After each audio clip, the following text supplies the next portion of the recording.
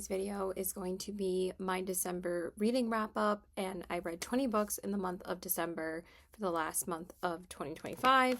I feel really accomplished about some of the books that I got to in December, and I had a relatively great reading month, and I had a pretty good reading year last year, so I'm very excited to talk about the books that I ended up reading in December. I'm pretty sure in my TBR video for January of 2026, I said the books that I couldn't get to in December, so I'm not going to repeat myself again on which books that I didn't get to in December. And I think I'm going to change it up a little bit about not spoiling what my favorite book and my least favorite book would be in the beginning of my wrap up. I'm going to say it at the end. So let's go ahead and get started. So the first book that I ended up finishing in December was an audiobook, and I listened to this like throughout the whole month of November and like half of October, because the physical book isn't actually out yet. It's only out on Audible, so it's only an Audible exclusive, and that is The Tempest Blade by Danielle L. Jensen, and this is the sixth and final book. You're not going to be able to see it because there's no cover. Maybe I should show it to you guys on Audible. That would make more sense. I forgot that I have an Audible credit now that I can use. Oops. Let me just go ahead and bring it up. So basically, this is the final book in the Bridge Kingdom series, and here is a little cover of it. So this is basically all of the character stories that we have been told throughout the entire series, and they're all together, and basically there's a bunch of betrayal, there's a bunch of war, and there's so much betrayal in this book, like so much. And I absolutely loved it. I absolutely loved this series, and I was so happy that I was able to finish it before 2026 was over. So I'm glad that I was able to finish one more series before the year was over. And then I ended up finishing a series literally January 1st as well. So I'm feeling pretty accomplished with series right now. There's only one more book that I need to catch up with a series with, and I think I'll be all caught up with all the series that I want to continue and not read the books that I don't want to continue in a series, like series I've DNF'd. So anyway, yeah, I loved this. I gave this a 6 stars. It was just so good. I don't really want to say too much. Also, I don't really remember that much, to be honest. I feel like I want to re-listen to all of these books at some point, but the audiobook was perfection because it's all 6 characters from all 3 books. So we have Zara, and we have, oh my god, if I remember all their names, Jesus Christ. Anna, James. Anna and James were the center of this book because this was like technically their second book, but also since we got all the characters' perspectives in this book and it was so well balanced, I felt that I really connected a lot more with Anna and James's character in this book as opposed to the Twisted Throne, because that was the one that I said was the only one in the series that I gave a 4.5 to. I still loved it, but all the other books were 5-star for me. And again, this one was a 6-star read. It was so, so good. I loved it. And it's also about Laura and why can't I remember the guys' names, but I remember all the girls' names. Laura and, oh my god. You know what? It's about all the characters. I'm not going to torture myself with trying to remember their names. It was just amazing. I highly recommend the series. And now I think she was my most read fantasy author of last year. No, I'm lying. Tara Mafi was my most read fantasy author of last year, but Danielle L. Jensen was number 2 because I read A Curse of Carved in Bone, and then I read the entire Bridge Kingdom series. So that was like 7 books by her last year. So that was quite a lot. So, okay, next up, I continued the Lightlark series, and I really wanted to read the novella that came out at the end of September before I read the next book in the series, because that was coming out December 2nd. So I wanted to read this before Crown Tide came out. So I read Grimm and I read Oro, and I counted these as 2 separate books. And basically, these are both from Grimm and Oro's perspectives about, you know, certain things that took place in the Lightlark series with the main character, Isla. I'm pretty sure her name is Isla. Yeah, I'm pretty sure that's her name. If I didn't remember her name either, we would be in trouble. But basically, this is about how Grim and Oro are so devoted to Isla and the things that they went through before, like, the Centennial came to be, and like all the things that they would have to do for their kingdoms in order for their kingdoms to survive. There's a lot of death. There's a lot of like again betrayal, and also like things that go on with Grim loses a family member at like the very beginning, and it's really really sad. And Grim's been through a lot of turmoil in his life, and you pretty much get a better understanding on why he is the way that he is.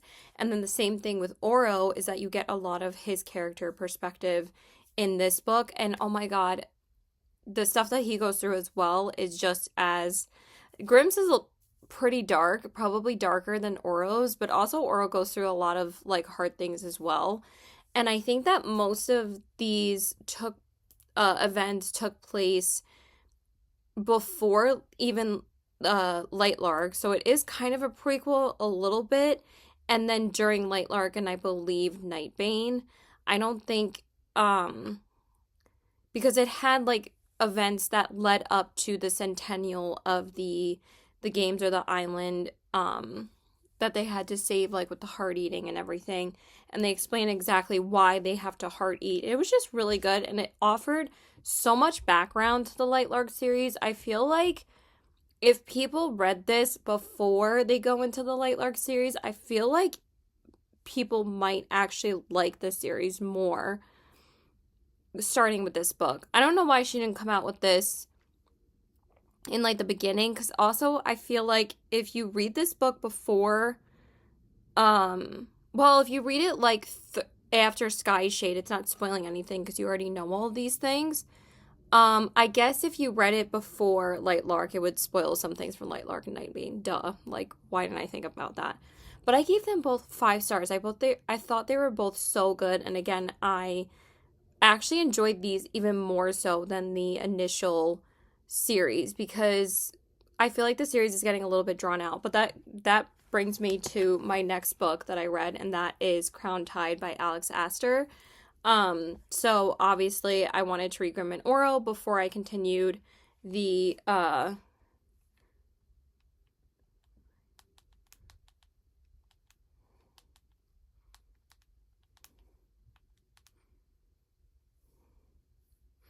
um and with this, it did offer a lot.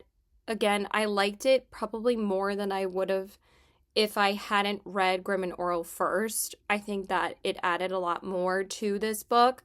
But also, I feel like this book series is just getting a little bit drawn out at this point. Um Honestly, the main reason why I'm still reading it, and I am going to finish the series because I do enjoy this series a lot more than This Woven Kingdom, to continue this series, because I was already committed to it, and like I said, I do think it's an entertaining book enough to continue and finish the series. With This Woman Kingdom, I literally have no interest anymore. I thought that series was so fucking boring.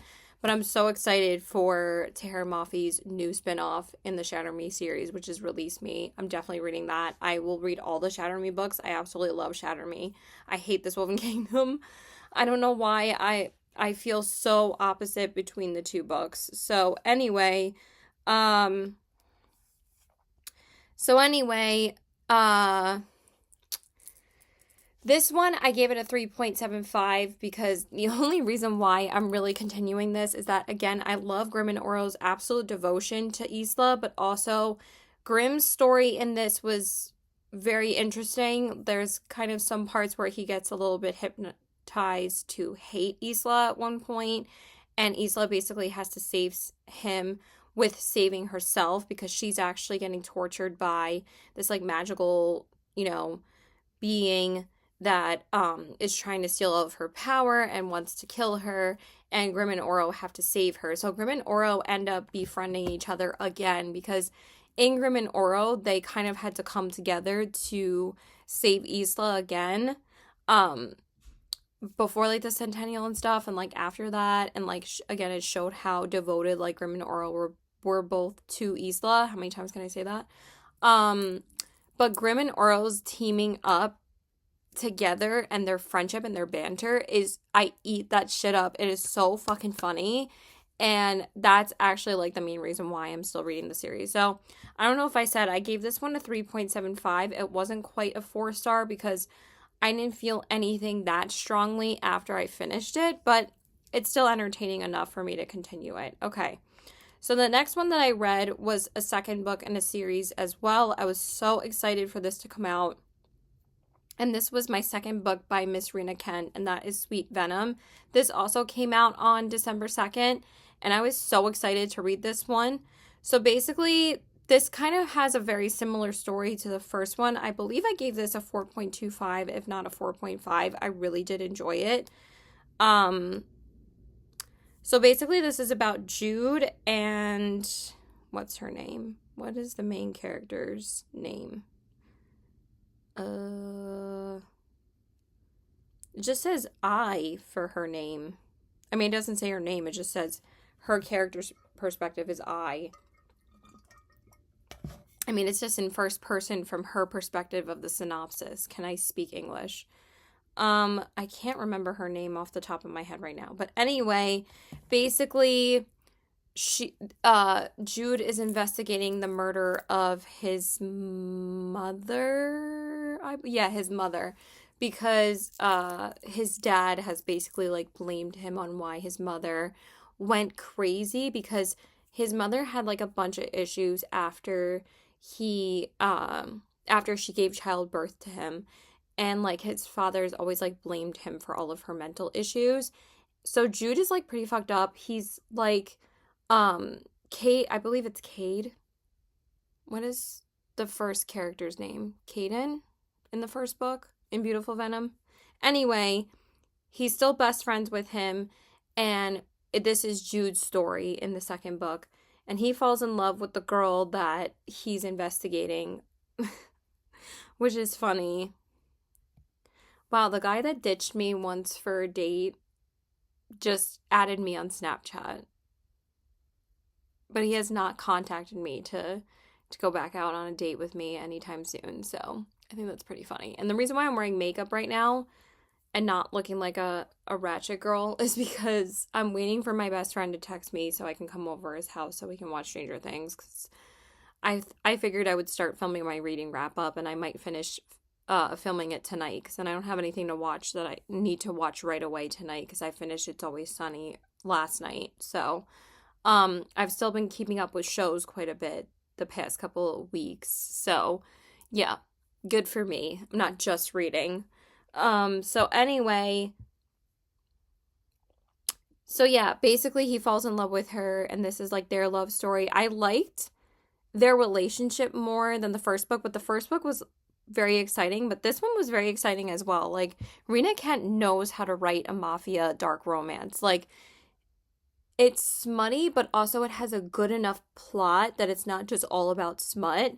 And I thought it was so good, and I'm so excited for the third book, which is Tempting Venom, which is Preston's story, and it's a sapphic gay romance, and I'm so excited for his book. I can't believe we have to wait until June for that book, because I want to read it now, because I'm so excited for his book, because I love him. There was one part where I thought that Rena did us dirty, and then like 100 pages later we find out that it was like not even what we thought, and I was like so mad. I almost like wanted to DNF it, because I was like, if this happens to my favorite character, I don't know if I want to read the series anymore, but take that for what you will. But I'm so excited for the next book. Okay, so anyway, I gave it a 4.25, I believe. Okay, then the next one, I don't feel like grabbing any of these books anymore. I really don't have to hold them up every time I'm talking about them. So I usually just take them off my phone, because after I film my TikTok wrap-ups, because I usually hold them up in my TikTok wrap-ups more, because one, I get way more views on TikTok than I do on YouTube. I might get like 10 views on my fucking YouTube videos. So I'd rather hold up the books for my TikTok wrap-ups, because I get like almost 1,000 views for some of my TikTok videos. So anyway, the next book that I ended up reading, I finally read The Princess Knight by Kate Jacobs. I have been wanting to read this since it came out, and I'm so excited that I finally got to it. I fucking loved this book. I'm giving it a 5-star. I gave it a 5-star book. 5-star rating, 5-star book. Yeah, it is a 5-star book because I fucking loved it.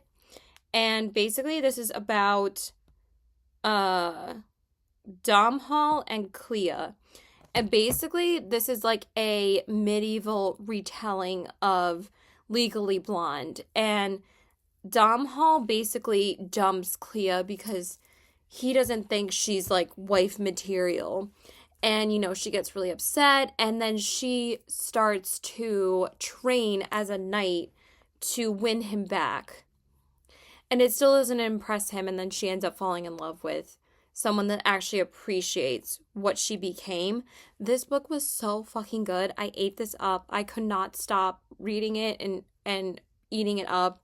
It was just so good. I cannot wait for the second book in the series. I love the author. I can't believe I met her at Comic-Con, and that was the way that I discovered this book. Also, she has the same name as me. I absolutely love her, and we spell it the same exact way. And I cannot wait to support her next book. So, very excited. So, yeah. I do remember a lot more about the books that I read this month as opposed to last month because November was kind of just a blur for me because November with Thanksgiving is such a stressful time for me that the books that I read, I just read them. And they're kind of like out of my mind already. I'm sorry, but I read them and I loved them. Like I said, it's more important of the feeling that you remember than the actual plot. But that's why, we go back and reread some books, because we don't remember everything that we read. And just because we didn't remember it doesn't mean that we didn't read it. And I hate that people think that because, we can only store so much information in our brain. If we were able to remember every single book we read, we'd be like a human fucking library. So anyway, the next book that I read, I was really in the mood for this one, and I wanted to see what all the hype was about with this book, so I ended up reading To Cage a Wild Bird by Brooke Fast. I also stuck to my entire TBR in December.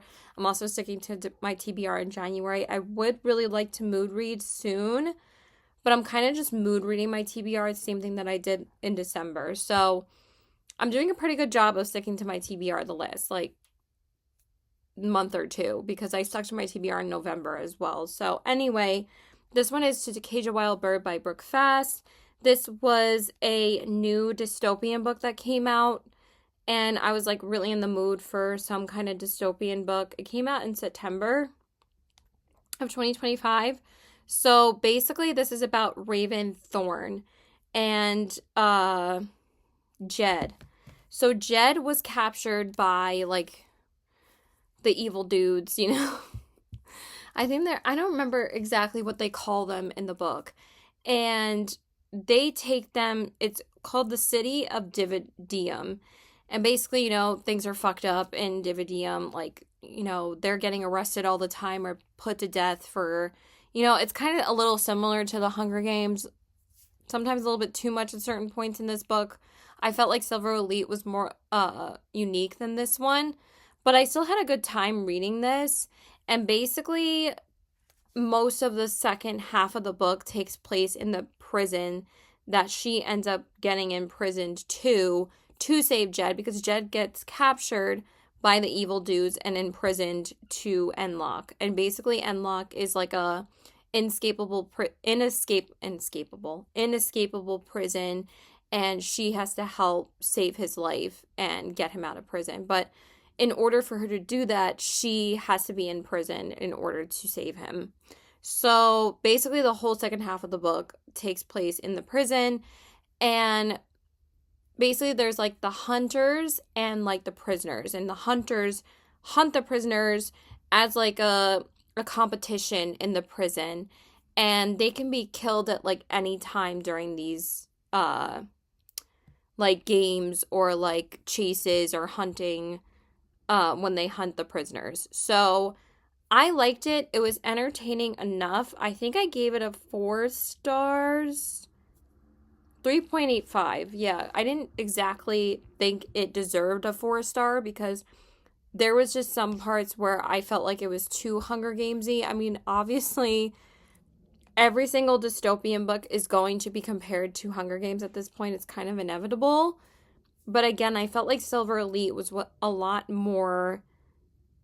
It stood on its own more. I didn't want to say a lot more unique to rhyme than this one, but I will still continue this series when the next book comes out. I have no idea when the second book's coming out because this is the only book that she has published so far because it's getting traditionally published on March 3rd. I just read it on Kindle Unlimited because it was available there. So, okay, then the next book that I read was probably my favorite YA fantasy book that I've read in a while. I mean, besides Grim and Oro, because I loved those too. But I freaking loved this book, and that was Thorn Season by Kira Azar. This was a 5-star read to me. I loved this book. It was just such a unique concept. Like, it was kind of like, had like some similarities to the Rose Bargain, but there was like no competition, and it was a little bit Bridgerton-y. So I felt like it was the Rose Bargain meets Bridgerton, but again, there was no competition in it. So basically, even though it says it is like saying that there are selection similarities because people said the same thing about the Rose Bargain.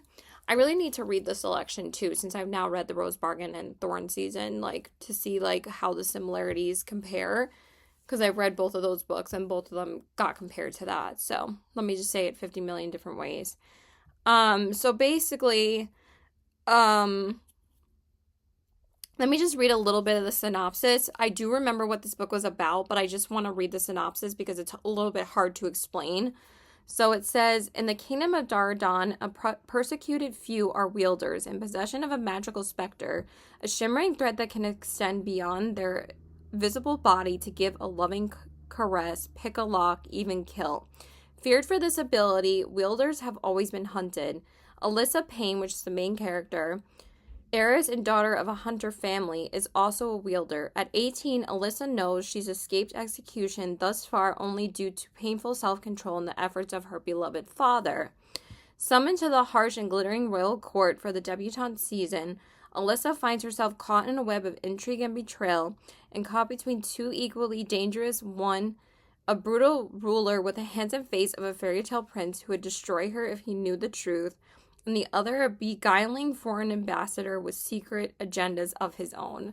So fucking good, you guys. With the threat of discovery lurking around every corner and romance becoming an increasingly dangerous temptation, Alyssa will find that she has more to lose than her secrets.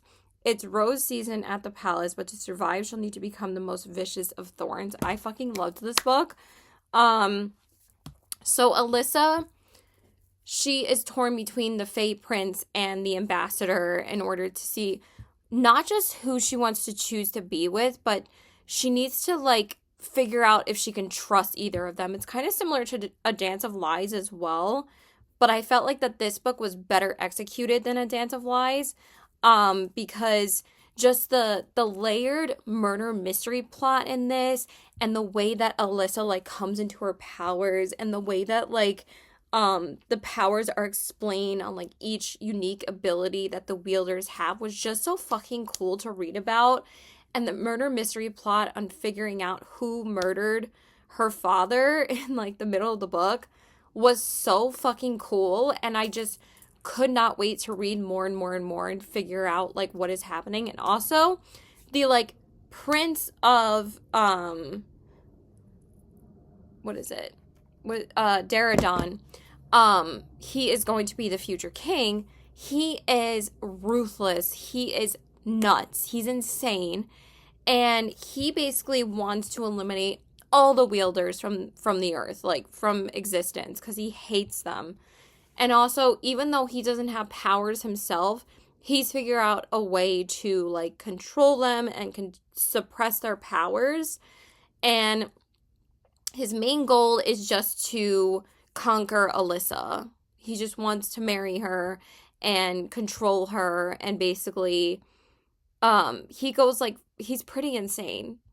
Like there's this whole part where he like hunts her and she tries to escape from him. It was just so fucking good. And the epilogue in this was so fucking good that I cannot wait for the second book. I am going to be eating that shit up for the second book. I literally cannot wait till it comes out. I don't know when that's coming out. October 22nd. Yeah, I'm 100% reading that. I cannot wait for the second book to come out. The first book was so goddamn good, and so many people are already excited for the second book. So, yeah, I'm going to eat that shit up. I cannot wait for it. It was just so fucking good. It was such an unexpected 5-star, but I ate it up. Okay, next up, I continued the Legends and Latte series, and I wanted to finish this series as well, or catch up with it in 2025. We don't know when the next book is coming out. Travis Baldree hasn't really announced anything in the world past the most recent book that came out. So I read the prequel to Legends and Lattes. You can read it after Legends and Lattes because it did come out after Legends and Lattes, and that is Bookshops and Bone Dust by Travis Baldree. Again, so freaking cute. These books are just adorable. They're cozy fantasies. They're just like a warm hug. And the banter and like the comedy and them are just hilarious. And I don't remember. Oh, I do remember that there was a bone kind of creature. That's why it's called Bookshops and Bone Dust. And he comes back like from the dead. And basically the main character, what is her name again? I'm going to read the synopsis though, because kind of these books aren't unique enough that they kind of blur together. But they're still such fun, cute little reads. I gave it a 4 stars. I still had a great time. Her name is Viv. And, I like these cozy fantasy books a hell of a lot more than Encyclopedia of Fairies, because that shit was boring as fuck and that was fucking torture to get through. So it says, when an injury throws a young, battle-hungry orc off her chosen path, she may find that what we need isn't always what we seek. In this book, blah, blah, blah. Viv's career with the notorious mercenary company Rackham's Ravens isn't going as planned. Okay, I remember now. Wounded during the hunt for a powerful necromancer, she's packed off against her will to recuperate in the sleepy beach town of Merk, so far from the action that she worries she'll never be able to return to it. What's a thwarted soldier of fortune to do? Spending her hours at the beleaguered bookshop in the company of its foul-mouthed proprietor is the last thing Viv would have predicted, but it may be both exactly what she needs and the seed of changes that she couldn't possibly imagine. Still, adventure isn't all that far away. A suspicious traveler in gray, a gnome with a chip on her shoulder, a summer fling, and an improbable number of skeletons prove Merk to be more eventful than Viv could have ever expected. So basically I have to uncover who's behind, these deaths. And it's just hilarious with their banter, and the bone creature starts working for Viv, but she doesn't want him working for her. She just wants to be his friend, and wants to know what his master did to him to basically enslave him to be his master. And he always wants to serve her in some way, and she's like, dude, chill out. You don't always have to be doing something for me. I just want to be there and figure out what the hell happened to you. And it was just so funny. So that's basically it. There's really not that much plot to these books, so they're cute. So okay, so next up, I read my first Christmas book for December. I wanted to get a little bit of a head start on my Christmas TBR, so I decided to read He Sees You When You're Sleeping by Alta Hensley. I was not going to read this book last year, but it was literally all over the place, and it wasn't a book that was high on my Christmas TBR list. But I was like, you know what? I kind of want to read another dark romance before the year is over, and I was like, I feel like this is absolutely perfect because it's also a Christmas book, and then it also scratches off another Christmas book off of my Christmas TBR. How many times can I say Christmas? So I ate this shit up. I gave it a 4.5 stars. I had such a good time with this one. So this one is about Jack and Chloe, and Chloe works for a jewelry designer, and Jack is a very shy firefighter, and Chloe has not been in a relationship with someone for like a while. Um, and Jack like secretly stalks her and is like obsessed with her. And he hasn't built up the courage to talk to her for like the 2 years that he's been stalking her. And I don't know, I ate this book up. I thought it was so fun. And I thought it was funny, even though like the banter wasn't that great between the two of them. I just really enjoyed the story. I don't care if it, I mean, a stalker's supposed to be creepy, but also like I found like the sex scenes to be hot, and I loved like Jack's internal struggle on when he was going to tell Chloe like what his deal was or whether or not he was in love with her. So basically like one day he decides to go into like the coffee shop that she goes to regularly to get coffee, and he ends up ordering like the same thing that she would get, and he knows like her exact order and everything. He's always thought that she's had more potential than she shows like with the jewelry company. He thinks that she should be doing a lot more with her life, but he wants to take care of her, but he just never wants to talk to her because he's too fucking shy, cuz like he doesn't want her to think that he's fucking creepy because he's been stalking her this whole time. So anyway, he orders exactly what she gets, and it's like a soy latte, and she's like, why the fuck are you ordering a soy latte? Like, not that many people order that shit. So I might actually be able to finish this wrap up because I don't know what the fuck he's doing. Like, I'm so mad that he hasn't texted me yet. Fucking men, I swear to God. But I guess he didn't get out early. I'm thinking he probably just got out now, so he'll probably text me hopefully within the next 10 minutes, and then I'm just gonna leave as soon as he texts me because I've been ready like a good 40 minutes already. Okay, so anyway, so she notices that he orders that, and then they get to talking, and then they sit down and they start talking, and he's like, "Oh my God, I can't believe I'm even talking to her." And and she feels like something towards him, that she really likes him. She thinks that he's attractive, and then they start like, bumping into each other again. They're not really calling it a date, and they start getting to know each other. And I could talk about this book for forever, but I have a lot more further thoughts about this book and the second book in my Christmas reading vlog, so I'm not going to go on and on and on. But I liked the buildup of suspense in this one as compared to the second one, which I'll talk about in a minute. But I really liked it. I thought it was really fun. So I just thought it was a silly little Christmas good old time. And there's a lot more to it, but I'm not going to talk about it for forever because we'll be here for 10 million years if I keep on talking about it. Okay, then you guys are going to be so proud of me that you're not going to be seeing this book, or who knows if anybody cares less, but you're going to be so proud of me that this book is not on my fucking TBR anymore, because guess what I finally read in December? Y'all, I finally read Stephen King's Billy Summers in December because I wanted to read some books that were off of my 25 and 2025 TBR list before 2025 was over. So I'm like, there's no way that I'm not starting with Billy Summers. And I fucking loved this book. I know that there's a lot of mixed opinions about Stephen King. I'm really not going to read too many of his books. There's only maybe like 2 other books that I really want to read by him, which is 11/22/63 and The Running Man. Because those are like more thriller. 11/22/63 is more like sci-fi time travel. So I want to read those 2 books. But, in time, this was the one I was dying to read, though, because I heard nothing but amazing things about it, and I fucking loved it. It was a 6-star thriller read for me. Probably my favorite thriller I've ever read, because I've never rated another thriller 6 stars. I just fucking loved this. Basically, Billy Summers is a hitman, and he is writing his own like story, and his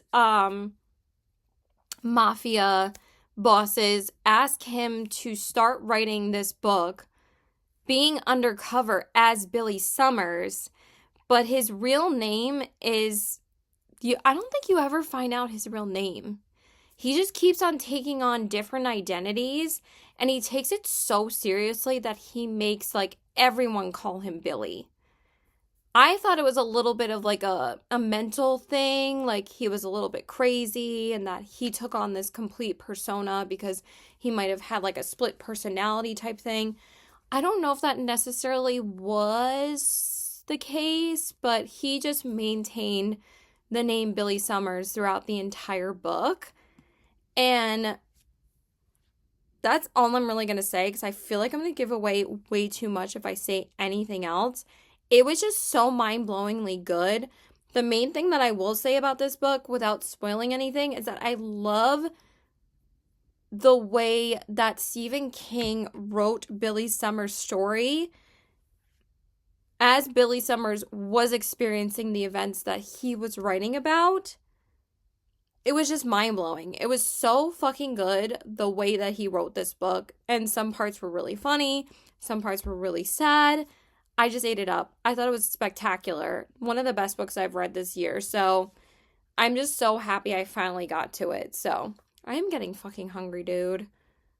All right, hold on. Okay, so hey there, guys. So I am back to finish filming my December reading wrap up. I think I got through 10 books or possibly 11 because apparently I have 9 more books to talk about. So let's just go ahead and do that. So the next book that I read after Billy Summers was Tomorrow and Tomorrow and Tomorrow by Gabrielle Zevin. This was another book that I wanted to read from my 25 and 2025 list before 2025 was over. And I finally read this book, you guys. This book had been on my TBR for at least, I don't know, it says a year ago. I wish that, Goodreads would tell you the exact, month at least, but, Goodreads can only do so much, but that's the way that I track my books. So basically, anyway, and I basically remember what every single book was about this month. Even though I read more books this month than I did last month, I guess I just paid a lot more attention to the books that I was reading as opposed to November, because again, November was all a blur. So anyway, Tomorrow and Tomorrow and Tomorrow is about two main characters, Sam and Sadie. And Sadie basically starts visiting Sam in a hospital. She meets him in a hospital, and he basically has a really, really horrible leg injury and also breaks a lot of bones in his body. I believe it's after a car accident. Yes. Oh my god. I can't believe. I just realized when they met was and then he explained why he was in the car accident in the book. It was just so traumatic. But this book honestly was beautifully written, and there were so many topics that were covered in this book that I feel like you guys just need to read it for yourselves. It's very hard to describe this book, but basically Sam and Sadie become good friends in the hospital that they're in because Sadie's sister is being treated for leukemia. And Sadie has to go to the hospital to get community service hours. So she starts visiting Sam, but also she ends up really befriending him. And Sam takes a long time to open up to people. And the whole hospital staff was telling her that, he hadn't talked to anyone until you started talking to him. And they're like, "Oh, how did you start talking to him?" And she's like, "Oh, I just started talking to him about video games." So they grow up to become video game designers. Now, Sadie always wants to reinvent, and make, the next best game, the next best, unique, innovative game. And she meets, this guy, I forget his name, and basically, he, is married, okay? And he basically is, a piece of shit to her. Really bad, abuse, everything in the book, really, really bad. And Sadie just becomes, used to this because he's, a big, video game designer that will help her, make a name for herself. It's crazy, the stuff that he puts her through. Oh my god, it's so traumatic. So, Sam has always been in love with Sadie, but Sam has always thought that he's not good enough for her because of like the injury that he sustained in the car accident that he's in. So you basically see their stories shape as they become older and see whether or not they're going to end up together. It was a wonderfully written book. I gave this book 5 stars.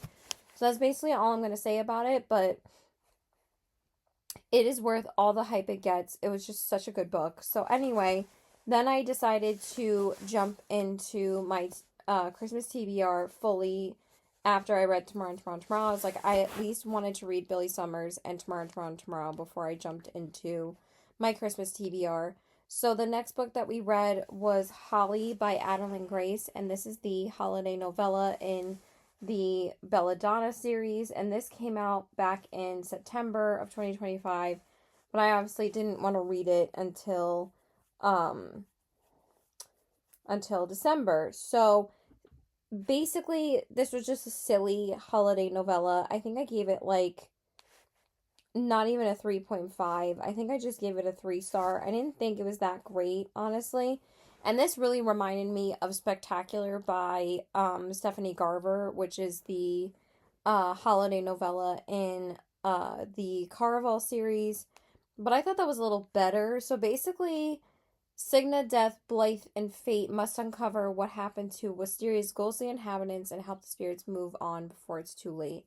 So Blythe is trying to give Cigna is trying to give Blythe like the best Christmas ever because Blythe has never really been able to enjoy her life. If you had read the series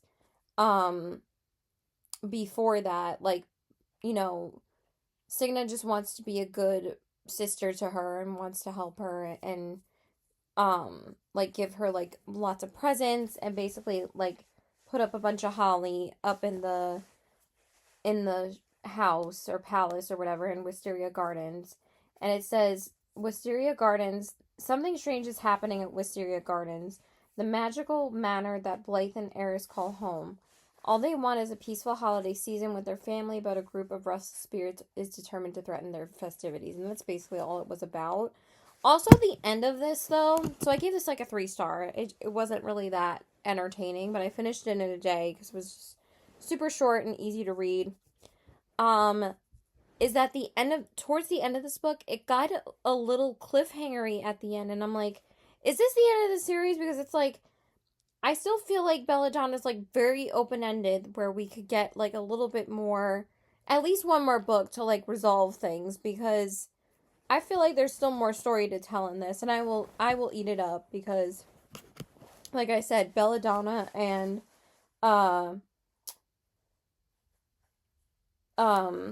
Light Lark aren't boring like fucking This Woven Kingdom. Okay, so that's it. Honestly, there really wasn't that much to talk about with that one. So the next one I read was the sequel to Naughty or Nice 1, which was He Sees You When You're Sleeping. I wanted to read the sequel, He Knows When You're Awake by Alta Hensley as well. I didn't like this book. This was probably my least favorite book that I read this month. It just didn't have like the same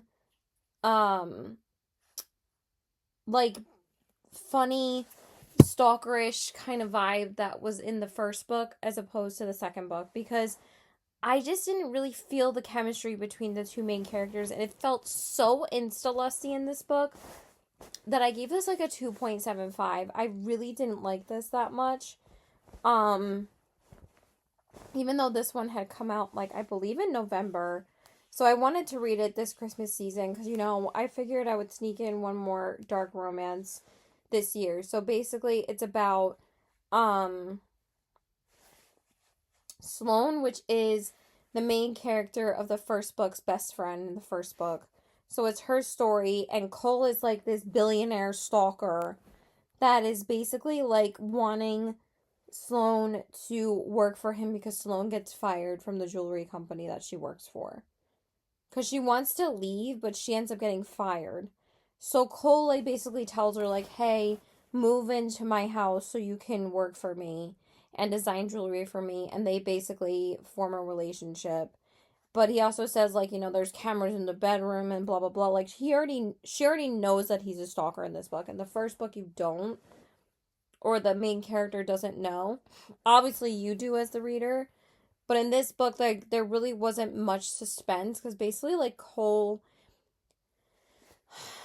is competing against, like, this criminal mafia, like, jewelry dude that wants, like, another employee that used to work for Sloane's company to design jewelry for him. And they basically, can I speak English? Basically, brain fart 101, compete to have both of their collections come out the same day. That's basically it. I don't really want to give anything else away. Just read it for yourself. But honestly, like, I really didn't like it because I just thought, like, their cheesy banter was not the same as, like, the first book, because the thing that made the first book so much fun is that, like, she didn't know that he was stalking her. So that's why I liked the first book more. But I just don't think this one was as well written as the first one, because the first one I just had a great time with. Okay, then the next Christmas book I read was actually my first Hannah Grace book, because I haven't read the Icebreaker series, but I saw that Hannah Grace came out with a Christmas book back in September, so I really wanted to read Holiday Never After by Hannah Grace. This was also my Apple Book Club pick for December, but also these Apple Book Club girlies, I swear, I'm the only one that finishes the books. Like, I'm like, I might as well just pick a book that's been on my TBR for a while, because no one else finishes the book besides me. One of my other coworkers did finish the book in October, which was The Intruder by Frida McFadden, and she is reading The Will of the Many. She's still reading it. So, those are really long books. Even though she's like, let's put both on the list, I was like, yeah, who else is going to finish it besides me, girl? She hasn't even finished the first one. Well, at least she's reading it, but I haven't even texted the girls for a book club pick for January, because one, we haven't even gotten together to discuss, like, because we can't even talk about any books that we finished, because none of them have finished them. So anyway, I finished this book, and I thought this book was so fucking cute. I really enjoyed it. I don't know why people are not liking this book. This actually ended up being probably my favorite Christmas book that I read. Besides He Sees You When You're Sleeping. I just had a really good time. So this book is about Clara and Jack. And basically Clara works for, like, this big toy company. So instead of a jewelry company, she works for a toy company. And basically she hates, like, and she works for her dad, and she hates working for, like, this big huge toy company, Davenport. And Jack lives in Fraser Falls, and basically Clara has to go there to help not just promote this town, but also to get, like her toys sold, like, in this town. And Jack is, like, the local toy seller, and Jack, like, runs, like, a really small, like, toy store. And basically Jack starts falling for Clara because he thinks that she's like her dad, and just wants to take over and doesn't want to help them out. But then he slowly realizes that she's not like that, and she actually wants to help him. So it was just really, really cute. I really liked their romance together. There's some parts that were a little weird with Jack, but then I was like, okay, that's actually really funny. So I really liked it. I thought it was really cute. So I gave this book, oh my god, why does my rating go away? I fucking hate that shit. Drives me fucking insane.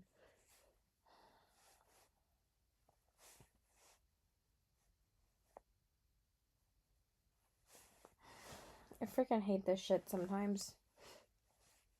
I don't know why when I actually, hit it, it, like, eliminates my rating, and it's like I don't even fucking touch it. I just touch the title. But anyway, I gave it a 4.35 stars, actually, because I thought 4.25 was a little too low for it. I just thought it was really cute. Okay, and then the next book that I read, I was actually really surprised I ended up reading this because I thought I was done with this author's books, but I kind of read this as a buddy read with me and Felicia, and this was like our second to last buddy read for 2025.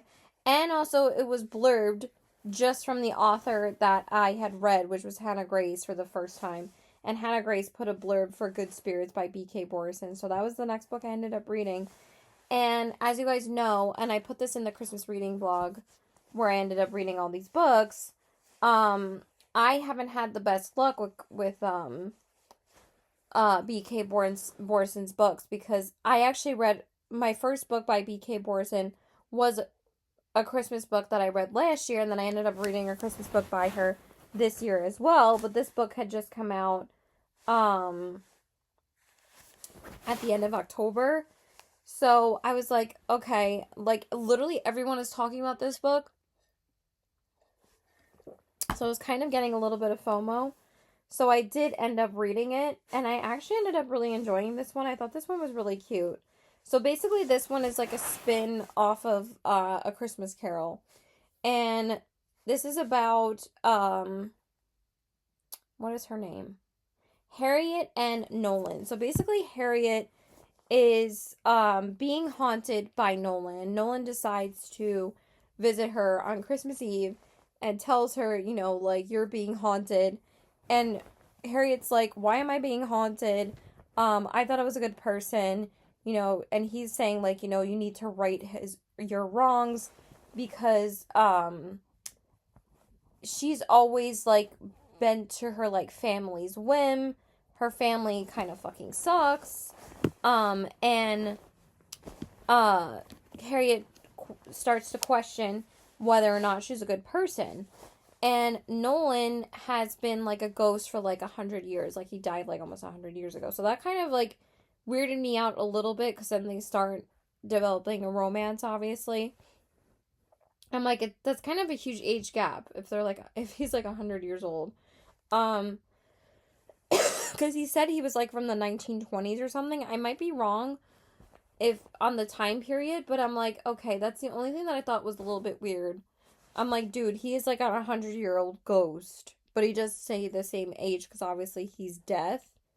I mean, he's not death. He's dead. I can't remember how they ended up at the end though, but that's fine. I don't want to spoil it. So basically, he, you know, won't go away until like she rights her wrongs. I thought it was really funny. It was cute.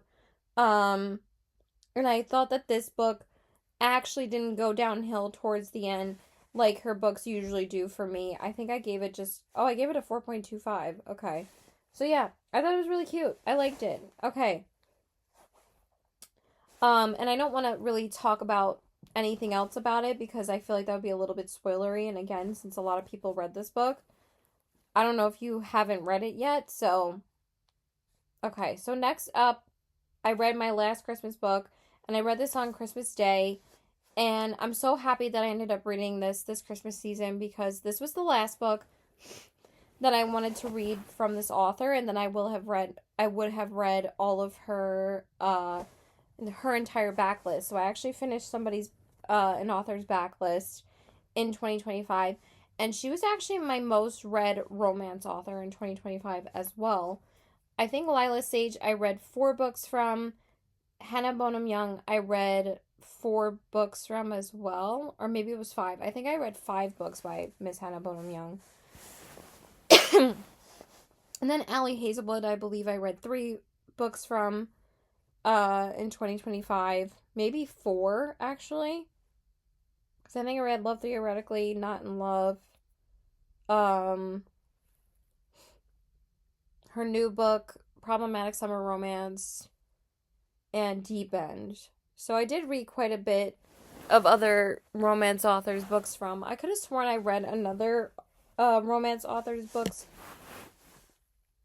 of like 4 books, but I think Hannah Bonham Young was still my most read romance author. So anyway, I read her Christmas novella called Set the Record Straight, and this is a sapphic holiday novella. I gave this a 4 stars. I thought this was really cute. And it only took me a day to finish it because it was only like 160 pages or something. I listened to probably 90 pages of it Christmas morning, and then I just finished it like reading it after we watched like a Christmas movie. So this is about Clara and Evan. And Clara has always been in love with Evan as they grew up. But Evan really never thought that she was gay until like after they broke up. They were like childhood best friends to lovers, and then they broke up. So then Clara ends up like, or Evan ends up coming back to her town. I think because one of her parents died, or I think both of them did. And basically her and Evan get reunited. I mean, Clara and Evan get reunited and start developing a romance again. It was really, really cute. So that's basically all it's about. I don't really have to say much else. It's just a really cute Christmas novella. Okay. Then next up, I finally read my first Brandon Sanderson book, and this was the perfect way to end my 25 and 2025 TBR list. Because I didn't get to every single book. I will post that video after I post my reading wrap up of the books that I actually did get to on my 25 and 2025 list. And then hopefully I'll post my 26 and 2026 list at some point. But I wanted to post my reading wrap up first. So I finally read Brandon Sanderson's Warbreaker. And this has been on my TBR for so freaking long. And I gave this a 6 stars. This was my last 6-star read of the year. Guys, like the way that he writes is so gripping. It's so gripping. You just want to know everything about the characters. You want to know everything about the magic system. You want to know everything about the story. It's just fantastic. It's fascinating. I could not wait to read this and finish this book because I just sucked up every single minute of this book and every single word. I absolutely loved it. So basically, I'm going to read the synopsis. I don't really want to say too much because it would just be so spoilery that you kind of just have to read it for yourself because it's going to be really hard for me to explain it. But basically, the magic system is based on colors. So this one says, Warbreaker is the story of two sisters who happen to be princesses. The God King is one of them. The God King, one of them has to marry. The lesser god who doesn't like his job, and the mortal who's still trying to undo the mistakes he made 100 years ago. Their world is one in which those who die in glory return as gods to live confined to a pantheon in Hallandrin's capital city, and where a power known as biochromatic magic is based on an essence known as breath that can only be collected one unit at a time from individual people. So basically, the way that their magic works is that they get a certain amount of breaths depending on like your wealth status and whether or not you're a god. But obviously gods, are gods and they don't have to like survive on breaths. So basically, like, if you waste your breath and if you run out of breaths, basically like you're not supposed to have a soul. You still live. Like, you don't technically die, but people don't want to waste their breaths depending on their, how many that they have. Like, some people have 50, some people have 500, depending on your wealth status. Like, the poor only have 50, and then the wealthy have, like, 500. So, by using breath and drawing upon the color in everyday objects, all manner of miracles and mischief can be accomplished. It will take considerable quantities of each to resolve all the challenges facing Vienna and Ciri, princesses of Idris, Susebron the God King, Lightsong, reluctant god of bravery, and mysterious Vasher, the Warbreaker. I want to reread this book so badly. This book was phenomenal, and honestly, there are quite a few books that I do want to reread again or just re-listen to this year. Like Brimstone, I'm dying to re-listen to. I'll probably just re-listen to it right before the third book comes out. But yeah, there are quite a few books that I would like to re-listen to, but I absolutely loved this. It was so good. I was hanging on every single word. I just loved it. So I'm not going to say anything else because I don't want to spoil anything, but it was so freaking good. Okay. And then the last two books that I read in 2025. So I ended up finishing the Legends and Lattes series as of date. Um, so I ended up reading the last book that has been released. Because this one came out in November, Brigands and Bread Knives by Travis Baldree. And this book was just as cute as the first two. Just so cozy and fun. It's just like kind of blurs together a little bit, so I don't remember everything about these books. They're just such a cute little cozy little time. So basically this one says, Fern has weathered the stillness and storms of a bookseller's life for decades, but now in the face of crippling ennui, transplants herself to the city of Thune to hang out her shingle beside a long absent friend's coffee shop. Oh, okay, I remember. What could be a better pairing? Surely a charming renovation montage will cure what ails her. If only things were so simple. It turns out that fixing your life isn't a one-time prospect, nor as easy as a change of scenery and a lick of paint.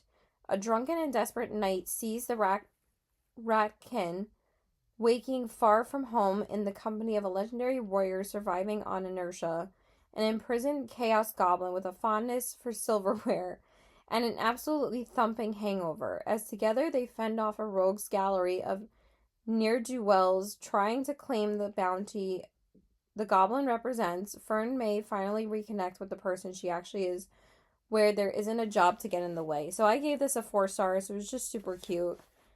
There's really nothing else to say. They're just really cute, fun, cozy little reads. And then the last book that I read in 2025, and also the last book I read in December, was me and Felicia's last buddy read for the entire year. If this wasn't a buddy read, I would have ended the year with something else, but since I only had like 2 days left in the year, like this was just easy to finish it off because it was only going to take me 2 days to finish this book. And that is If We Were Villains by ML Rio.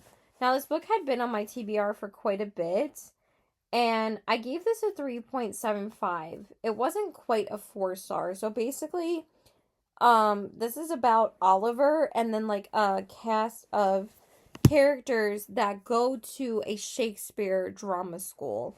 And basically, they are all actors that act in Shakespeare plays every single year, and basically you only get casted in like a main role if like you're a senior, and like the freshmen are like basically treated like, you know, like the scum of the academy. And like all of these characters have like have like rich parents that basically most of them don't believe in this school, and that they think that they're like wasting their time going here. It was very well written. I really liked how it was written. I just thought that it would have a lot more suspense than I thought, because a lot of things were just accidental in this book, not necessarily like someone killing somebody, like, but it was still pretty good. Maybe I will up my ratings to 4 stars. But anyway, Oliver is telling the story of what happened the night that one of their friends died to Detective Colborne, and he's telling him about the events that happened 10 years before that, because Oliver has served 10 years in jail for the rest of his friends. So that's basically all I'm going to say. Again, don't want to spoil it. But basically it's about a hero, a villain, tyrant, temptress, and genuine extra. And that's basically like the different roles of Shakespeare, and like how they constantly like they all have to keep the secret of, you know, one of their friends dying. They can't rat each other out. They all have to get their stories straight. But, you know, obviously, if there's like a group of people that are covering up a murder or something happening to somebody, someone is always bound to crack. So they just had to make sure that someone didn't crack. But Oliver also ends up taking the fall for everybody. So it was fun. I had a good time, but also at the same time, like, I found myself not really caring that much. So I feel like kind of conflicted about it, but it wasn't bad. I'm glad that I read it. So yeah, that was pretty much it. Those are all the books that I read in December of 2025. Now we are in 2026, and I've already finished 4 books, and I'm on my 5th book, and I think I'm gonna finish it already this probably tomorrow morning, because I only have like an hour and 20 minutes left in the audiobook already. So yeah, I'm doing pretty good with my TBR already in January. So yeah, I hope you guys enjoyed this video. So please like and subscribe. Follow me on my Instagram at TBW819 and check out my Poshmark at the same handle. And also check out my Goodreads and my TikTok in the description box below. I post every single review of every single book I read on Goodreads, and also I try to post a lot of TikTok content. I still have to, well, book talk content. I still need to post my reading wrap up for TikTok. Maybe I'll edit that soon. It's just like such a pain in the ass to edit TikTok videos. I swear to God, it's just easier for me to film my wrap up sometimes. So yeah, I hope you guys had a great year of reading. Let me know what your favorite book was that you read in December and your least favorite book. I would love to know. So, Warbreaker was my favorite, I think, in December. I just fucking loved that book so much. I loved Billy Summers too, but I think Warbreaker was my favorite. And then my least favorite was He Knows When You're Awake. Okay? So, happy reading for 2026. And let me know if you read any of these books. And yeah, I hope you guys have a great year of reading. So yeah, that's it. Bye.